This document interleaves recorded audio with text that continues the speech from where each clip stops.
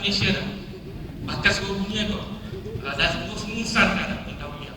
Cinta dia mekar. Lautan tujuh benua. Ilmu setinggi gunung Everest. Orang dah kenal dia ni. Tak payah disebut-sebut lagi, kita dah kenal. Dan saya mempersilakan yang berbahagia Datuk Haji Fadilah Kausar. Dipersilakan.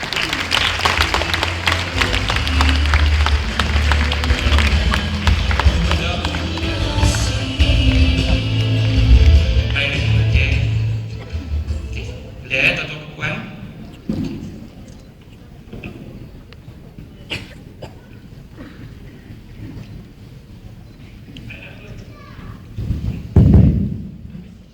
Baiklah tuan-tuan dan puan, muslimin muslimah hadirin sekalian, tuan-tuan dan adik-adik sekalian yang kecil. Alright. Saya kerjasama untuk pertamanya tolong silentkan ataupun dalam sekejap telefon pimpin anda supaya tidak mengganggu majlis kita ini. Empat. So kita nak dengar suara dulu. Okey, kita test mic dulu Okey. Baik, Datuk, apa khabar Datuk? Alhamdulillah. Oh, dengar suara dia. Selalunya dengan TV je. Ini memang live daripada Ibu Campus itu. Dan seterusnya, Yang Arif Tuan Haji. Apa khabar Tuan Haji? Alhamdulillah. Okey, baik. So, pembukaan kita ni, tajuk forum kita dah kenal. Forum terbuka umum, tak kenal maka tak cinta. Saya bagi soalan pertama kepada Datuk. Apa definisi cinta ikut perspektif Datuk sebagai seorang pakar motivasi? Silakan. A'udzubillahi Bismillahirrahmanirrahim. Assalamualaikum warahmatullahi wabarakatuh. Waalaikumsalam. Salam sejahtera. Alhamdulillahirabbil alamin. Wal 'aqibatul muttaqin wala udwana 'alal zalimin. Wassalatu wassalamu ala rasulihil amin wa ala alihi washabbihi ajmain. Rabbi shrah li sadri wa yassir li amri wa hlul 'uqdatam min lisani yafqahu qawli. Terima kasih saudara pengurusi majlis forum, saudara Abdul Rahim, hamba yang penyayang. Rugi kalau buat tak pinang di segera. Bujang nampak sengsara dia, kalau bujang dia sengsara kat wajah. Saya macam ni pun tu. Nampak di sini. Yang berbahagia, Yang Arif, Tuan Hakim, Syekh Muhammad Ustaz Najaruddin Nazri, para pimpinan UPM kampus Bintulu, adik-adik, anak-anak warga Bintulu yang saya muliakan. Syukur dalam ribu-ribu orang yang ada di Bintulu ini adalah yang Allah telah memudahkan untuk datang, mesti ada sebab. Sebab yang saya nampaklah orang-orang yang datang ini mudah-mudahan akan digunakan cinta oleh Allah. Tuhan akan bagi cinta. Yang sudah berumah tangga akan dibagi cinta baru. Cinta baru. Yang ajak senyum suka. Yang bercakap ni musafir, cakap musafir makbul. Amin. Amin tu Allah. So soalan pertama tadi gurau-gurau sikit So apa definisi cinta dari kacamata motivasi lah Dari kacamata agama mungkin berlainan sedikit, tapi sebenarnya perginya arahnya sama. Tapi yang penting cinta itu satu perasaan halus, naluri bersih, tulus-tulus dari Tuhan. Tuhan yang penuh cinta, Ya Rahman Ya Rahim. Tuhan itu pengasih penyayang, maka dicurahkan sedikit daripada sifatnya kepada diri manusia. Sebenarnya orang nama Rahim ni bagus, walaupun dia tak ada rahim. Macam ada. Yang ada rahim cuma orang perempuan, tapi dia Abdul Rahim. So baguslah tu. So sebenarnya bak kata ulama sufi lah kenali dirimu, kamu akan kenali Tuhan. So salah satu sifat Tuhan ialah pengasih penyayang, penuh cinta pada hamba-Nya. So apakah maksud cinta dari kacamata motivasi pula? Perasaan yang halus yang menyebabkan manusia tertarik antara satu dengan lain dengan syarat-syarat tertentu, dengan asas-asas tertentu.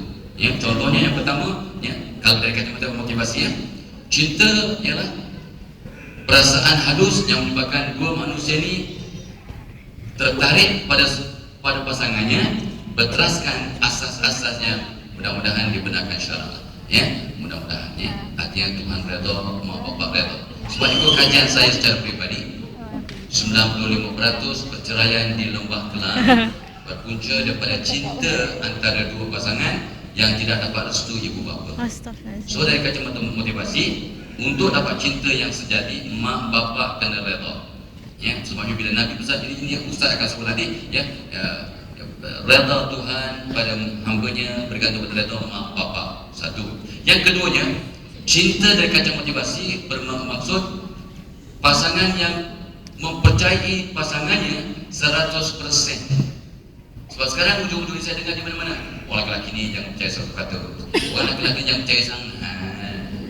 Nah, itu saya cukup sedih dan bukanlah marah, tapi rasa kata tu tak puas hati dengan kata-kata nasihat. Dan biasanya yang beri nasihat tu ustazah. Orang perempuan, orang lelaki jangan percaya 100%. Kita kena curiga kat dia. Wrong. Kalau cinta yang sejati dari kacamata motivasi, kita kena mempercayai pasangan 100%, tapi waspada. Bukan curiga, waspada. Kalaulah hakim ini yang tidur dengan handphone kat dadanya, silent mode, bila bergegar je terus dia pergi ke bilik air, maka isteri hakim ini kena waspada. Ya, kena ambil handphone itu, pecahkan ke lantai. Contohlah Ustaz, letak kat dada Ustaz. Tak. Ya, itu dia. Itu cinta dari kacamata motivasi.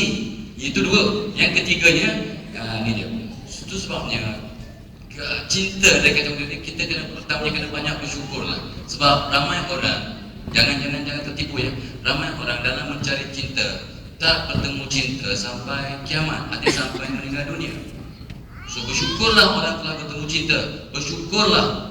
Nanti kalau tak bersyukur tu, yang kadang cinta yang datang itu akan kata orang tu Tuhan ambil balik. Wala in kafartum inna azabi lasyadid. Barang siapa yang tidak bersyukur, ya, siksaan ku amat pedih. Cinta yang datang tu, you tak bersyukur, tak berterima kasih, patutnya kita percaya 100%, awak curiga, cemburu buta. Semalam saya dapat email, ya, saya menerima lebih kurang 50-60 email tiap hari. Saya tak jawab semua, saya jawab yang penting, yang kritikal. Tapi akhirnya saya dapat 80% juga. Dia kata apa? Saya baru berumah tangga 3 bulan.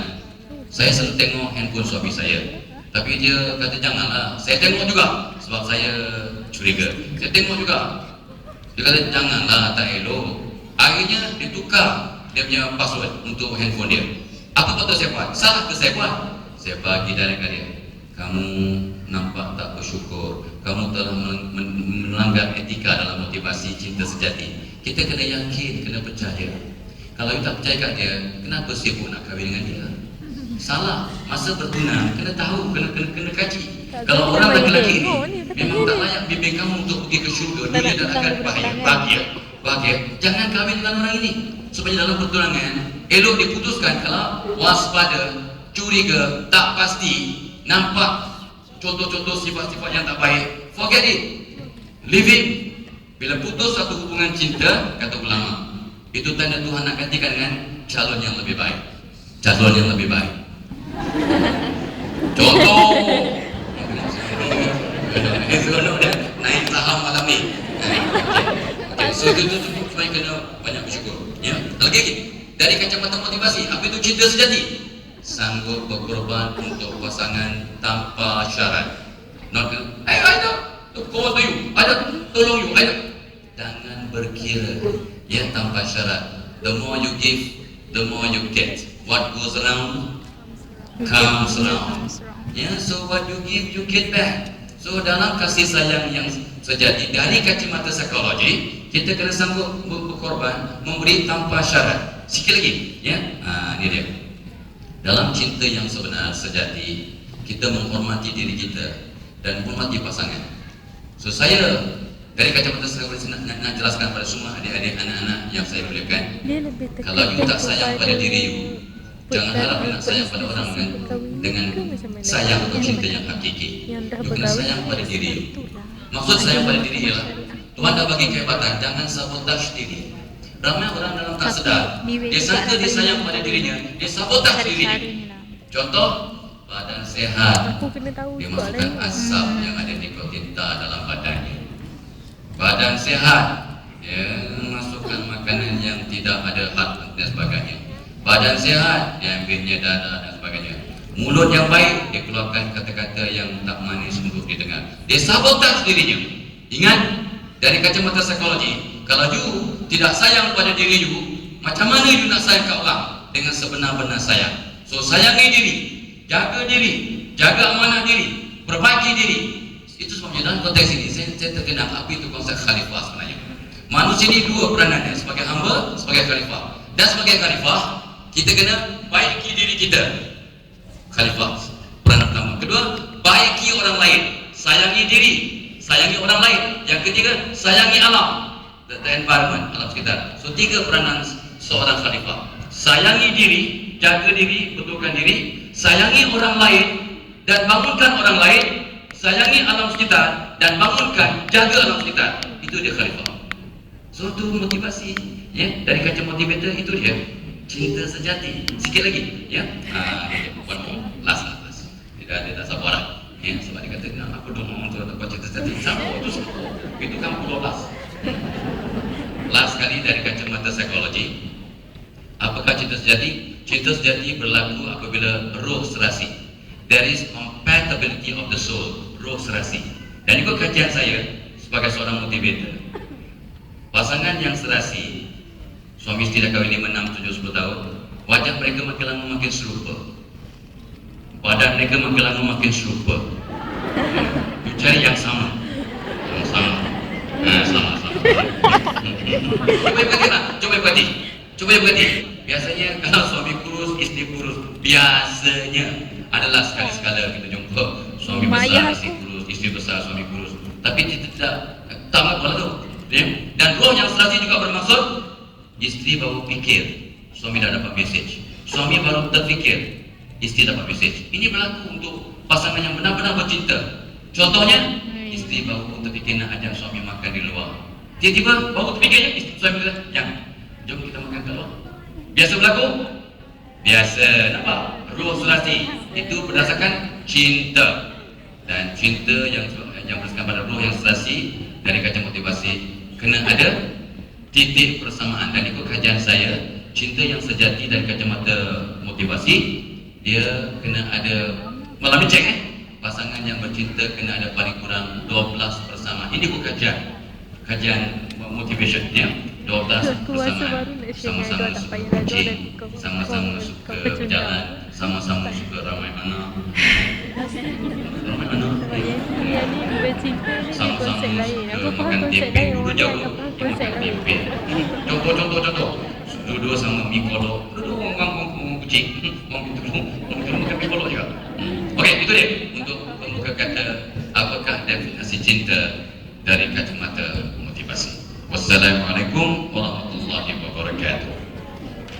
Terima kasih Dato' Kanada untuk mengenalkan kami. Mantap. Baik, muka sesangga tu jangan risau, tapi perut penuh cinta. Baik, Tuan Haji, yang Arif Tuan Haji, dari saya nak tengok cinta itu daripada perspektif agama, dipersilakan. Bismillahirrahmanirrahim. Assalamualaikum warahmatullahi wabarakatuh. Saudara moderator yang saya hormati, Dato' Fadilah Kamsah, tuan-tuan pengurusan, tuan-tuan dan perempuan dan pengurusan IPM, tuan-tuan perempuan yang saya hormati sekalian. Pertamanya dan selamanya saya merafak setinggi syukur kehadirat Allah SWT kerana dapat bersama-sama dengan tuan-tuan perempuan di Dewan Seri Kenyalang di UPM Kampus Bintulu ini. Dan saya juga merafak setinggi syukur kepada Allah SWT kerana masih lagi diberi peluang dan ruang untuk menyampaikan sedikit sebanyak ilmu pengetahuan saya bersama-sama tuan-tuan puan-puan di Bintulu ini. Dan kita juga merafak setinggi syukur kerana Allah memanjangkan umur kita untuk bertemu dengan pengal hijrah yang akan kita sambut pada 2-3 hari yang akan datang. Tuan-tuan perempuan yang saya hormati sekalian, kita telah diceritakan mengenai cinta daripada sudut seorang motivasi, daripada sudut motivasi. Dari segi syaratnya, daripada segi undang-undangnya, daripada segi hukum-hukum Islamnya, tak jauh beza. Dalam surah Al-Fatir sendiri disebutkan, summa ja'alakum azwaja, bahwa Allah SWT menciptakan kita pasangan kita masing-masing. Tak ada bezanya. Tapi pasangan itu adalah dalam surah An-Nisa disebutkan, pasangan itu adalah dari diri kamu sendiri.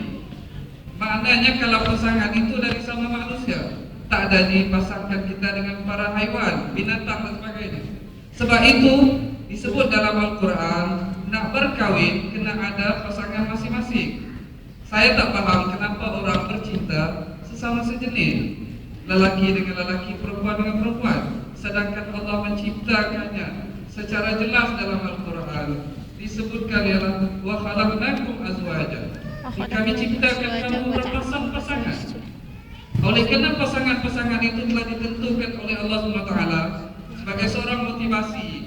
Datuk tadi menyebutkan bahawa cara kita mencari pasangan kita pun dijelaskan oleh Allah SWT.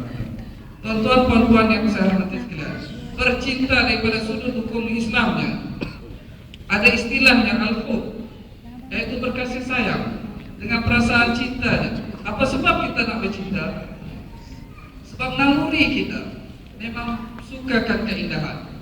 Lelaki sukakan keindahan perempuan, sukakan keindahan pasangannya, suka keindahan harta bendanya, anak-anaknya. Dan itu memang satu anugerah Allah SWT kepada kita. Itu adalah satu naluri dan fitrah kejadian kita yang telah ditentukan oleh Allah SWT. Kita lihat Nabi Adam AS, pasangannya Hawa. Kita lihat Sayyidina Muhammad, Nabi dan junjungan besar kita, pasangannya Khadijah. Kita lihat Nabi Sulaiman dengan Balqisnya. Kita lihat Yusuf dengan Zulaikhanya. Dan ramai lagi rasul-rasul dan nabi-nabi yang kita ketahui ada pasangan masing-masing. Lelaki pasangannya perempuan, dan perempuan pasangannya lelaki. Sebab itu dalam kecintaan kita kepada Allah SWT disebutkan dalam Al-Quran, disebut oleh Nabi SAW bahawa siapa yang cintakan kepada Allah, ikutilah ajaran. Malah dalam satu hadis Rasulullah yang terkenal, an-nikahu sunnati faman lam ya'mal bi sunnati falaysa minni. Nikah itu sunnahku, dan kalau siapa tak ikut sunnahku, dia bukan dari golonganku. Nikah di sini adalah laki dan perempuan, bukan perempuan sama perempuan dan bukan lelaki sama lelaki. Secara rumusannya, secara untuk mukadimahnya tuan-tuan puan-puan, maknanya cinta itu anugerah. Kita kena terima anugerah Allah SWT dengan lapang dada. Kadang-kadang sebagaimana yang disebut oleh Datuk, kadang-kadang pasangannya rupanya si Jun, tak ngam, seorang kecil, seorang besar. Daripada sudut pandangan manusia tak ngam, tapi daripada sudut pandangan Allah SWT, itulah jodoh kita. Kita terima seadanya, kita terima dengan reda apa yang Allah kurniakan. Cara bagaimana kita nak melayani rumah tangga kita, itu hak kita. Allah tak nyatakan cara kita, tapi Allah bagi panduan cara kita mentadbir mengurus rumah tangga kita.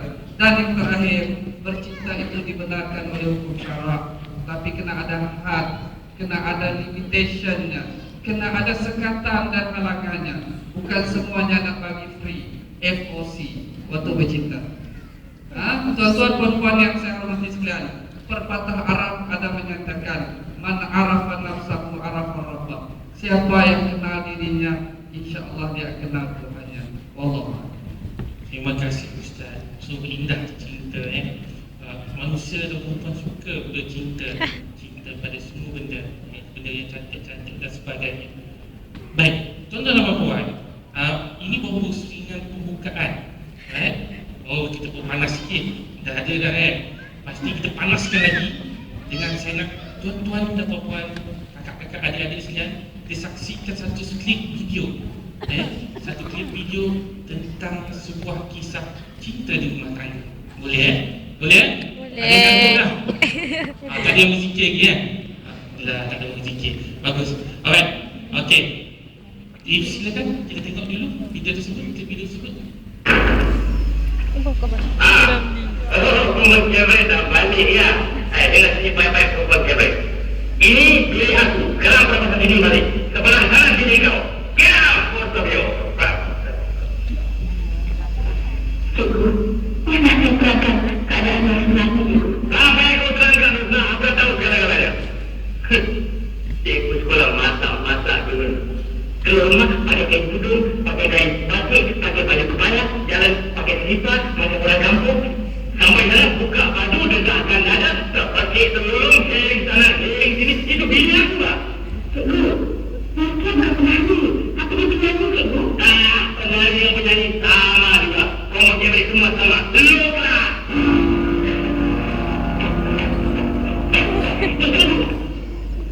Cikgu kan mesinnya kali pakai bebas. Apa? Cikgu lihat semua tu pakai bebas. Lokal ya? Ya, semuanya dah ulang. Saya kasih lihat sekali lagi biar Cikgu tahu. Apa? Cikgu lihat orang-orang yang terpelajar macam Cikgu tu banyak saja. Kadang-kadang orang yang terpelajar macam Cikgu tu lebih kalah daripada doktor tahu. Shut up, you! Jangan fikir apa yang ada dalam diri kamu. Iya, betul. Cikgu, bahasa tu Cikgu manakan saya ni. Apa janganlah, kau mana tahu kata pula.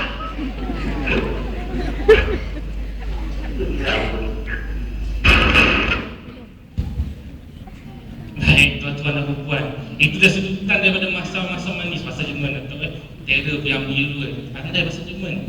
Baik, so pusingan keduanya kita akan menyentuh tentang hubungan kekeluargaan itu dari segi pasangan kita. Alright, Datuk kita boleh mula. Saya bagi masa untuk Datuk Ibu Haji 15 minit untuk lawan ni. Yang lebih Datuk yang lebih tanya. So, nak tanya kepada Datuk, berdasarkan klip itu tadi Datuk, dia tengok suasana perkahwinan, bukan itu satu kisah, contoh kisah dan sebagainya. Memula kahwin, terdaling-daling, lepas kahwin, terbaling-baling. Sebelum kahwin, kata isteri Anita Sarawak. Lepas kahwin, ini katak ke Pontianak. So, inilah delima yang berlaku. Mula-mula manis Datuk. Mula-mula manis, lama-lama semakin tawa. Dan saya nak tanya pada Datuk pada malam ini, apakah sebenarnya mengapa benda ini semakin tawa dan terus tawa dan dalam pasangan kita, dan apa ramuannya Datuk? Lupa soalan je Datuk. Boleh Datuk Okey, terima kasih Datuk. Silakan Datuk. Terima kasih. Bismillahirrahmanirrahim. Soalan yang penting lah ya. Apa sebab-sebabnya kadang-kadang rumah tangga makin lama makin sirna, makin tawar, makin pudar, dan keduanya itulah bagaimana kita nak membugarkan kembali kasih sayang, nak memperkasakan kembali rumah tangga. So saya sudah berumah tangga dengan wanita yang satu dudulah 36 tahun. Saya 4 in 1. Seorang isteri saya macam 4 pening ni. Tak faham sudah, kau tak faham.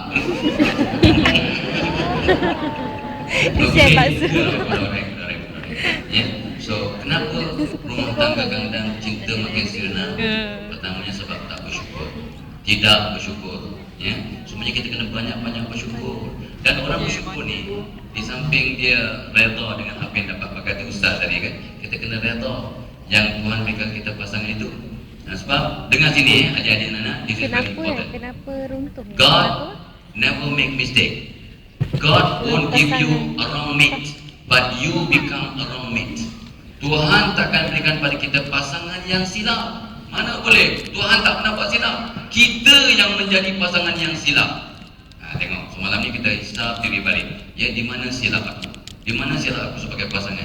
Itu satu. Dan ikut kajian saya bertanya dengan ratusan mufti, ustaz-ustaz, hakim syar'i dan juga kadi-kadi. Apa punca konflik dan perceraian di Malaysia? Saya bincang dengan mereka, muzakarah, berwacana dengan mereka. Saya dapati punca yang paling tinggi memang kalau di kalangan orang Islam. 95% pasangan yang berkonflik sampai bercerai-berai, sampai pudar kasih sayang, cinta dan pudar, disebabkan oleh dengan suami atau isteri atau kedua-duanya tak solat, tak sembahyang. So barang siapa yang tidak bersyukur dengan patuh perintah Tuhan, maka rumah tangga mudah goyah. So ikut kajian seorang ustazah kawan saya, dia kata apa? Kalau dua-dua tak sembahyang, okey. Ya, okey, dua-dua teguh memang ngam lah, ngam. Dia suku dua-dua pun teguh, dua-dua pun kaki disco, dua-dua tak sembahyang. Okey. Ya. Tapi kalau seorang sembahyang, seorang tak sembahyang, itu yang problem dia kata. Itu dia guna sebenarnya. So please ya. So itu puncanya. So kalau you jumpa doktor untuk minta ubat, soalan pertama doktor tanya lah, apa sakit? Dan doktor sebelum bagi ubat, prescription, dia akan tanya, apa punca sakit itu? So begitu juga dengan cinta yang sirna ni mesti ada puncanya. Ya, mungkin tak solat, suami isteri kurang ajar pada Tuhan, maka mudah kurang ajar pada pasangan. Kedua, saya dah sebut tadi, tak dapat restu mak bapa. Ketiga, komunikasi yang terhalang, tak berbincang, tak keempat, tak pesan memesan, tak didik mendidik, tidak faham memahami.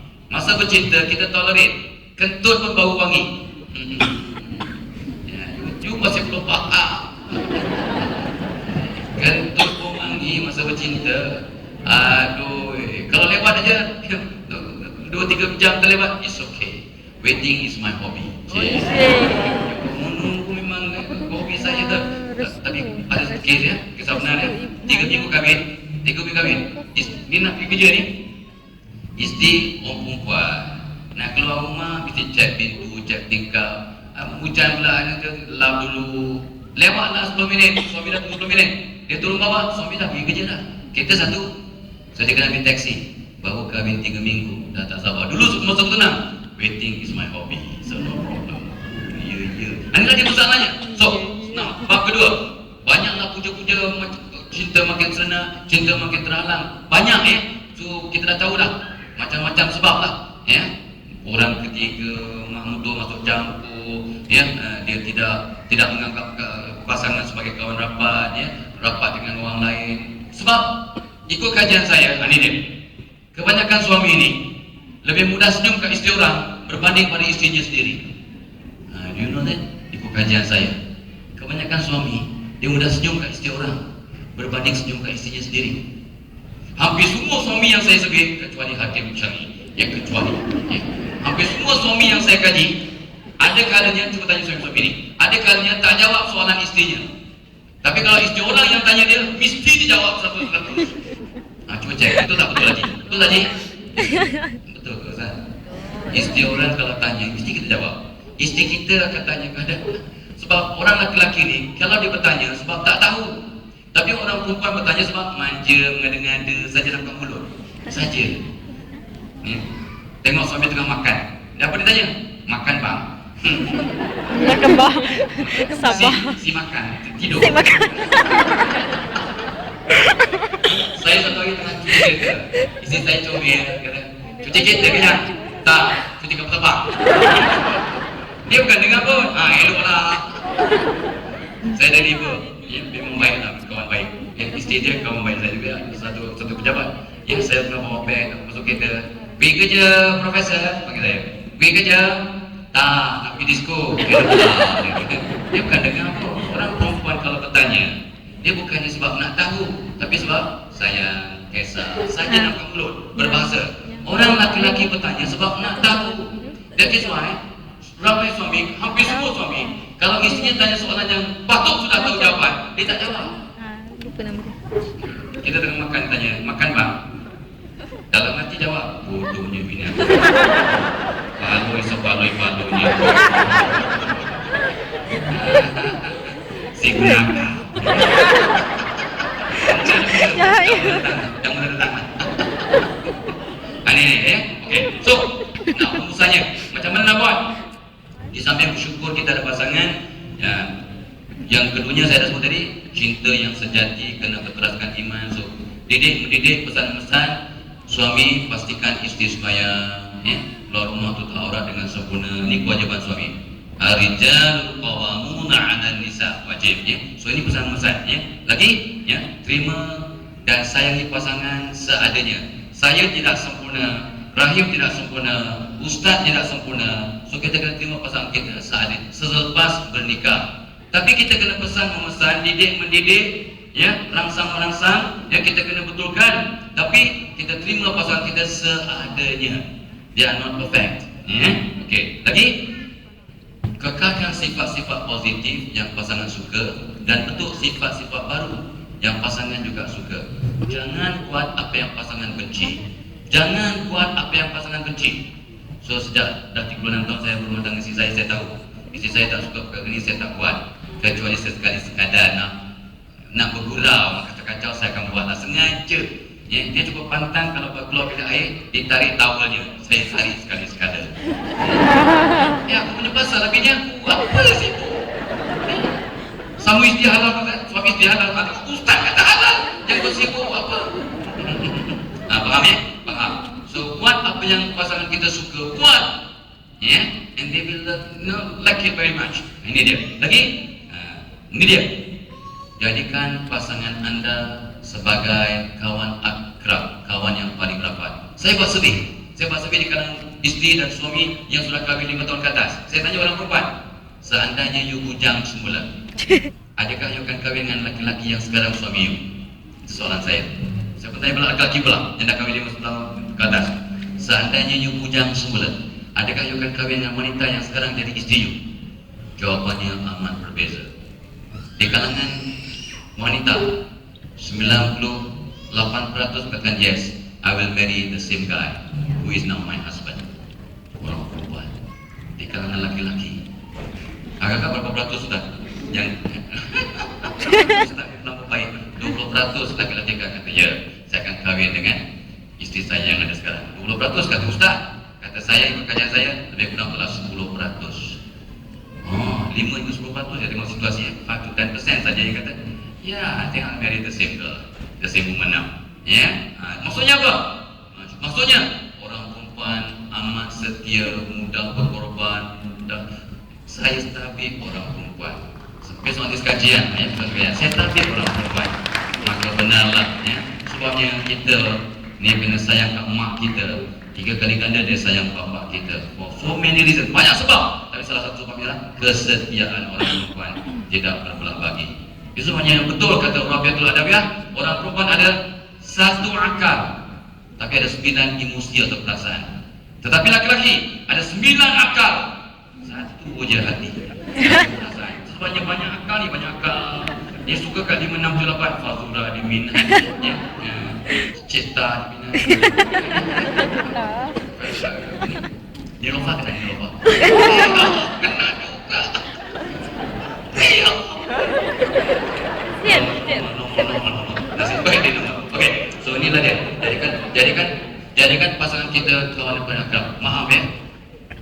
Pagi tadi baru saya, petang tadi tu masa ke airport, saya upload my Facebook. Saya kata sebab saya banyak sana pergi ke majlis perkahwinan.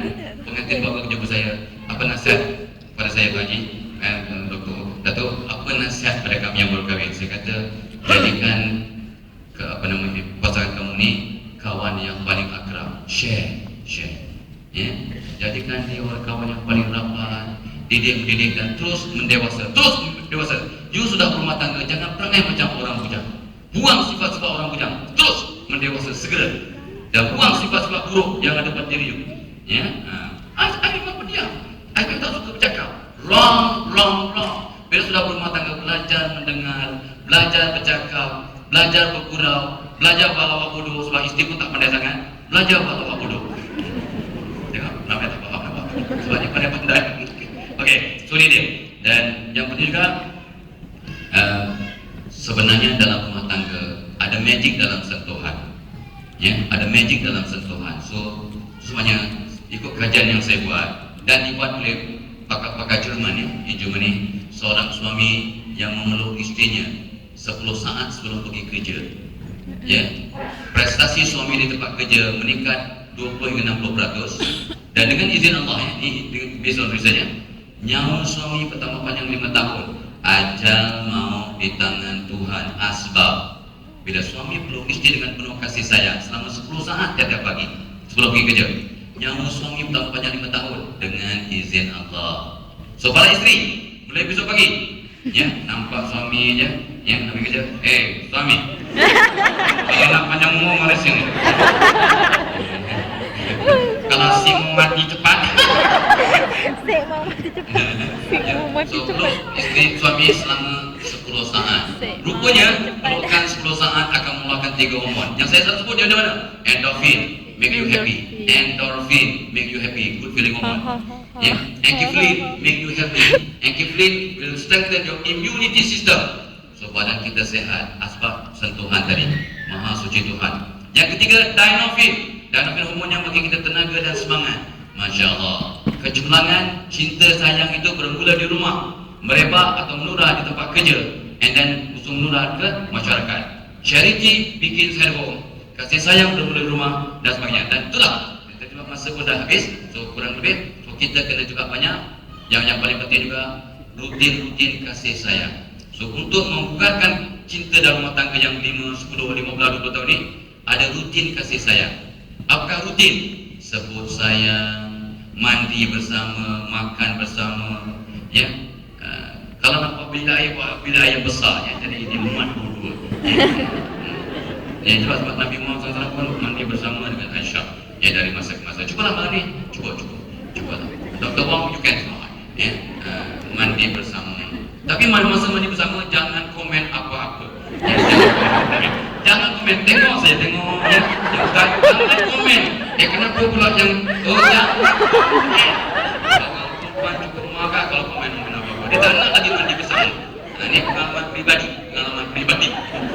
Ya, so inilah dia. Bila kerja sama, kita akan terangsang kasih sayang, cinta akan makin. Ini untuk yang sudah rumah tangga, yang Kita salah datang ke Zul. Kita salah datang. Kan gaya pun macam salah datang kan. Salah datang.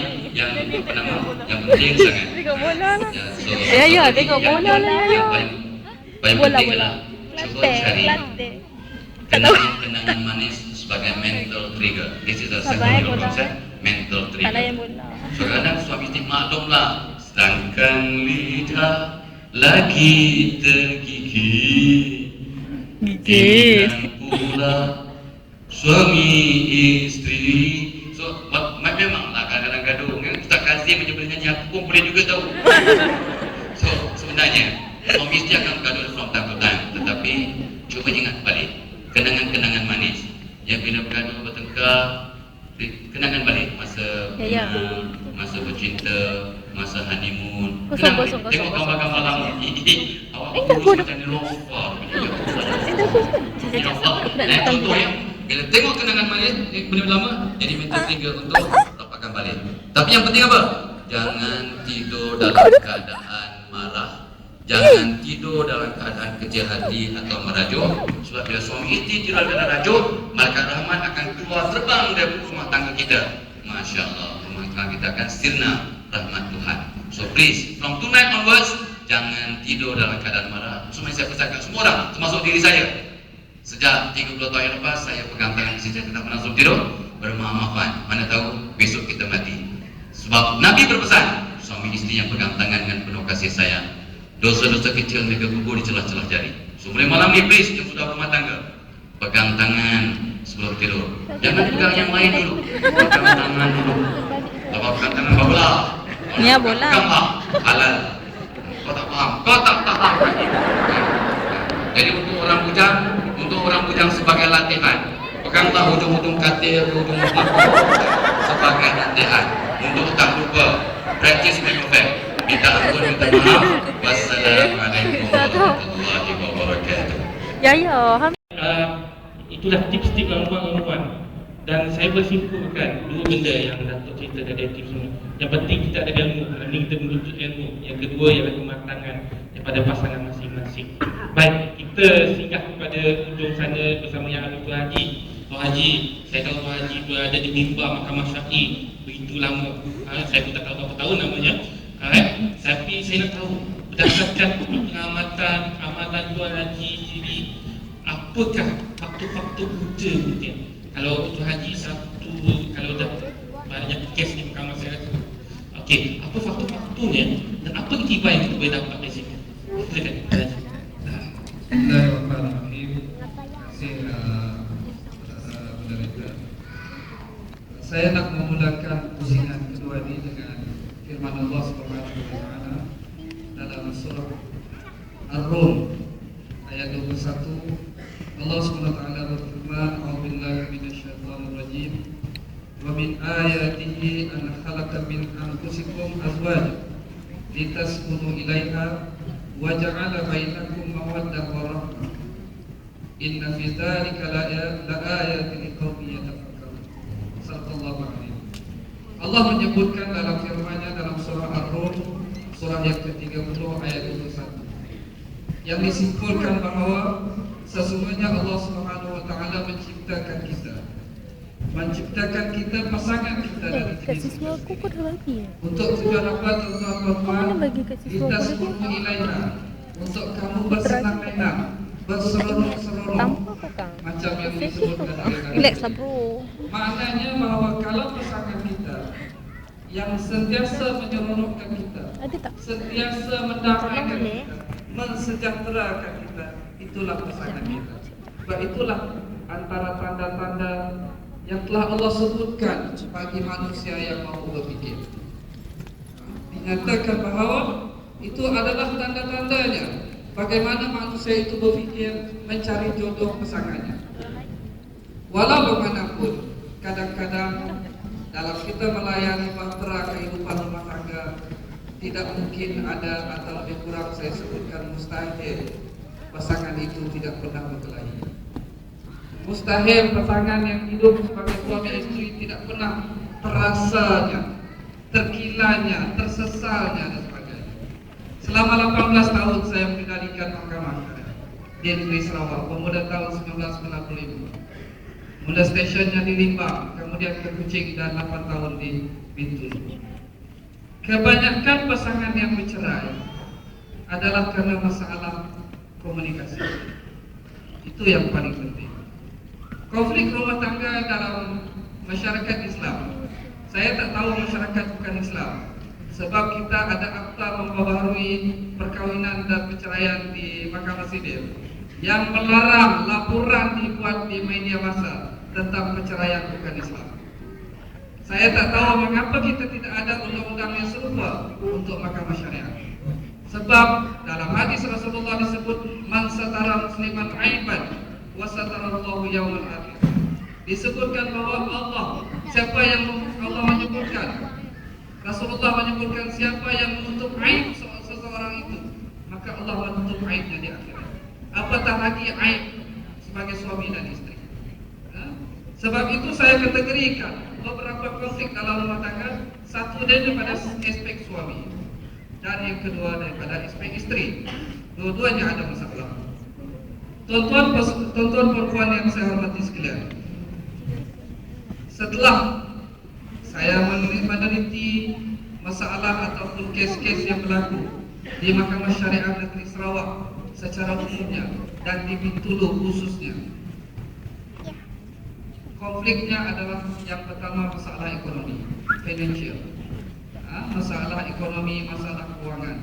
Antara penyebab utama mengapa pasangan itu bercerai. Karena kadang-kadang perbezaan.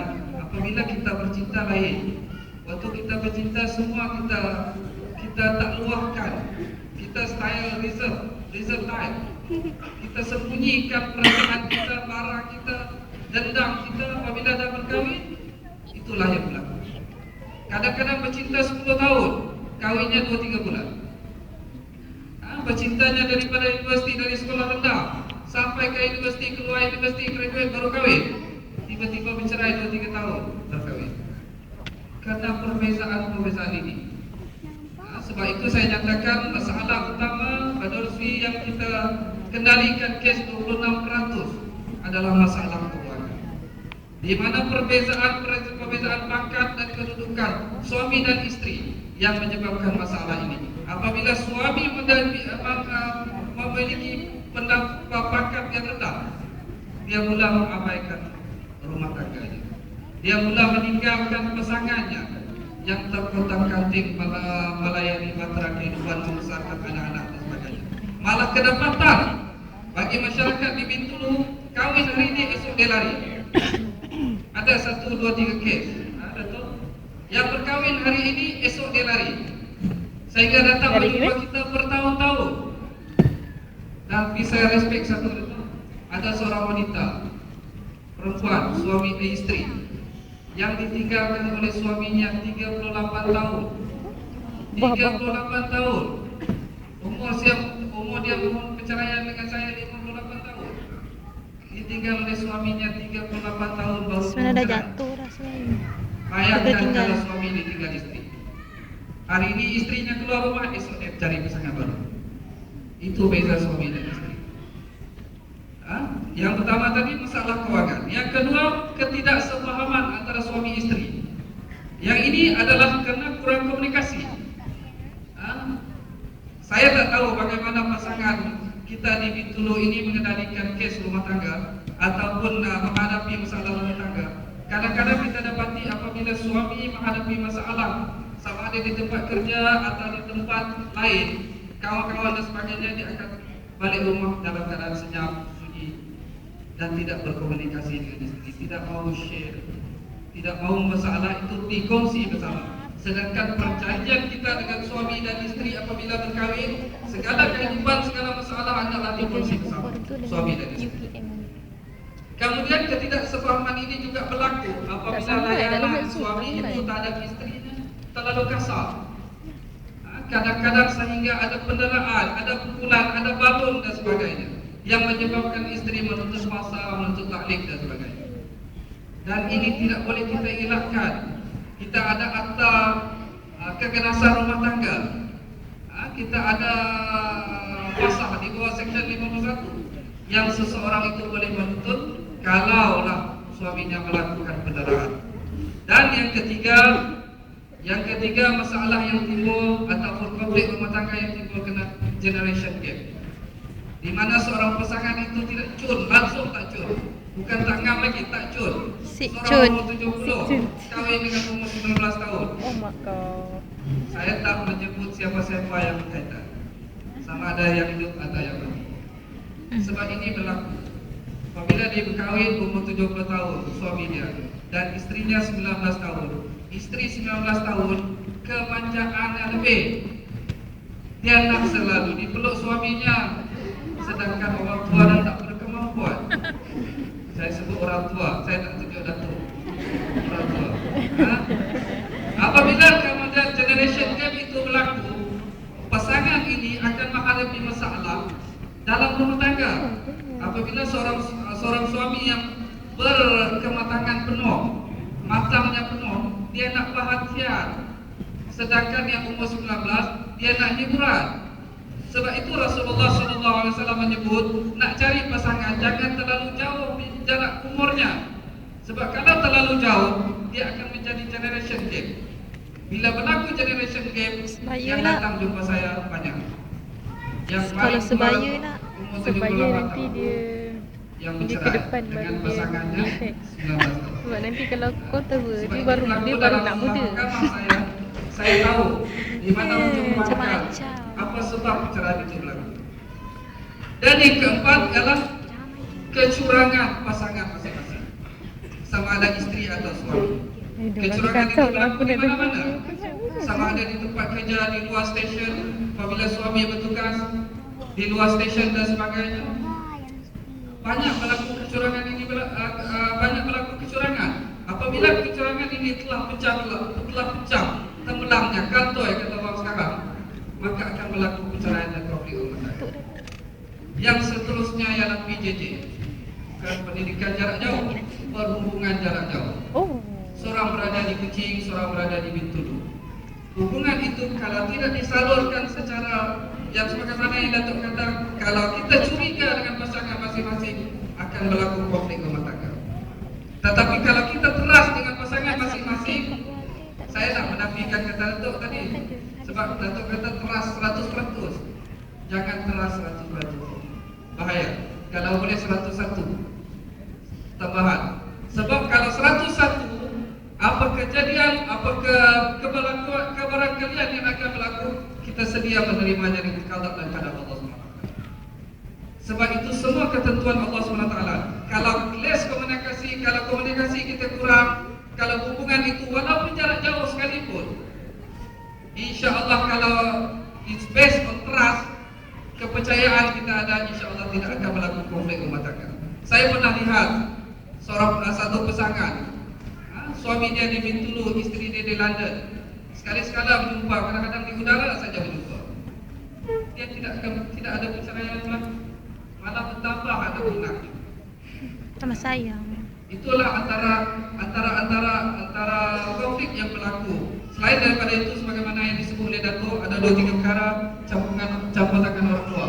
Kadang-kadang ni Dato', kawan-kawan main peranan. Kita cerita masalah rumah tangga kita dengan pasangan, dengan kawan-kawan. Kawan-kawan ini selalu saya sebutkan dalam ceramah atau seminar undang-undang disebutkan sebagai mufti tepi jalan.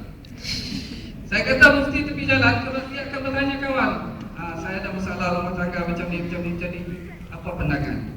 Jangan tanya dengan orang ini. Dan yang paling teruk sekali kalau dalam konflik rumah tangga, bila isteri mengadu kepada suami orang.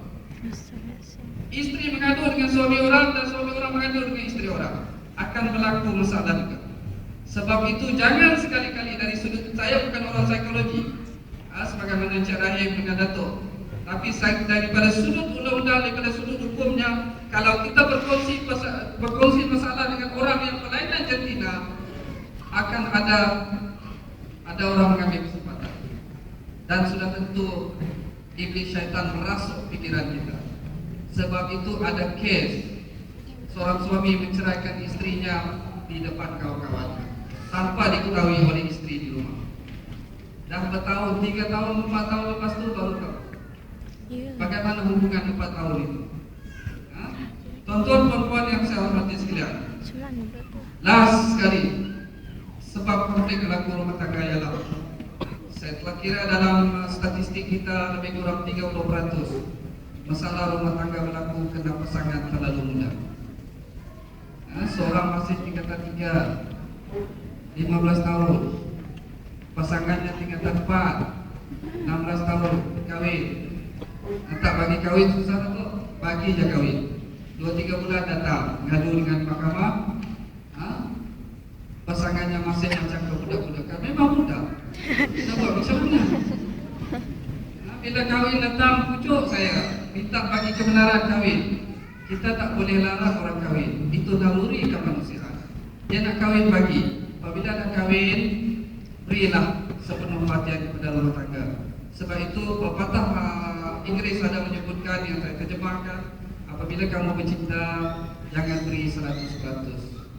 Sebab perjalanan kamu dalam rumah tangga masih terlalu panjang. Wallahu a'lam. Terima kasih Tuan Haji. Berdasarkan itu saya melihat mufti di tepi jalan.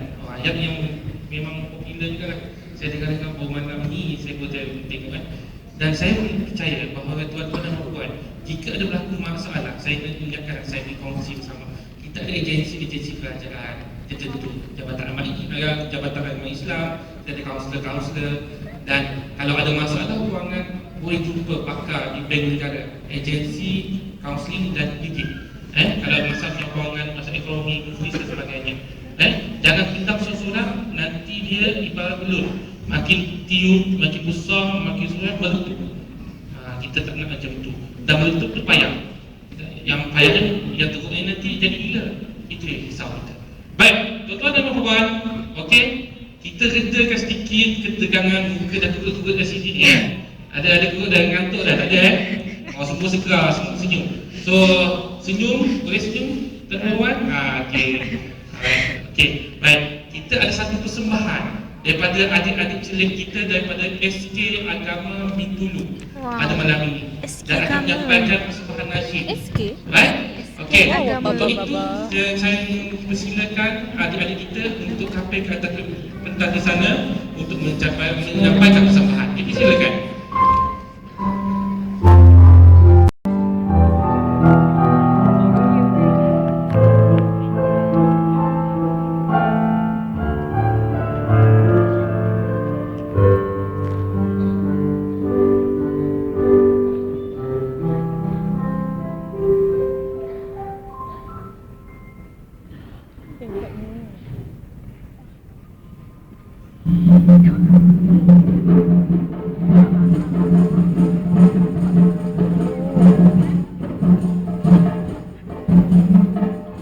Teringat Madis sekolah. Teringat Madis makeup.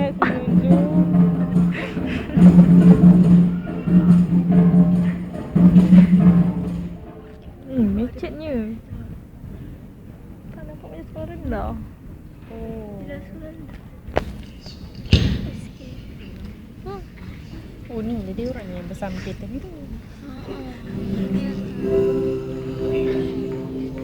Astaghfirullahaladzim. Ya Allah, aku rindukan.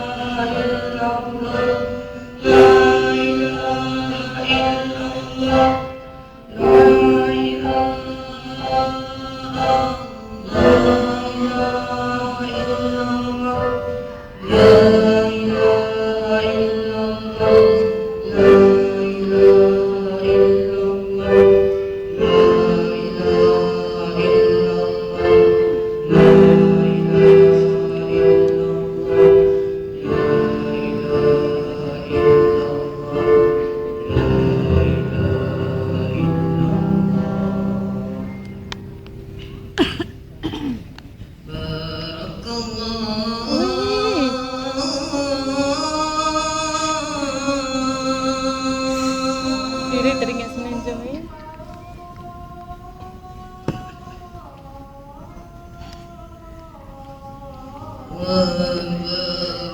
Teringat Irsyad. Ini qasidah ke suara dia ni?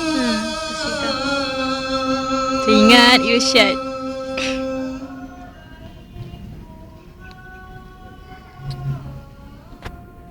Tak ada masa nak suara tu.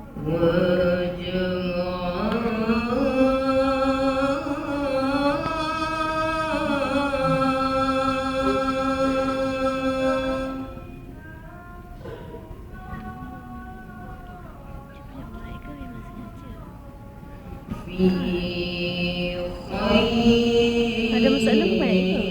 Okeynya. Tengok ada. Tak ada mic buat macam ada mic.